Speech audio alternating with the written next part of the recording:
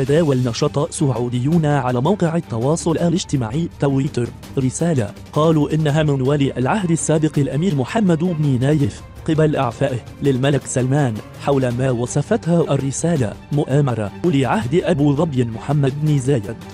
وجاء في الرسالة التي وصفها الناشطون بالخطيرة أن الأمير محمد بن نايف أشاد في بادئ الأمر بالسياسة الحكيمة للملك سلمان للبلاد منبها إياه في الوقت ذاته، مما وصفها بالمؤامرة الخطيرة التي تلعبها دولة الإمارات وتحديدا ولي العهد محمد بن زايد.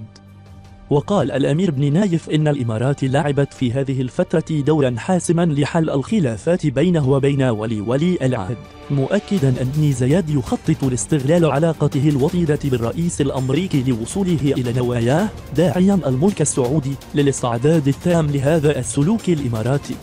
وبالنسبة للأزمة القطرية قال ولي العهد السابق وفقا للرسالة إنه كشف الخدعة الإماراتية من وراء الخلافات القطرية مع السعودية والإمارات والبحرين، داعيا الملك سلمان إلى أن يكون حذرا من أن الوضع يتجه نحو التصعيد. وأكد أن الخلافات بين آل زايد وآل ثاني كانت جذرية جدا وأن السعودية ستصبح ألعوب بيد الإمارات.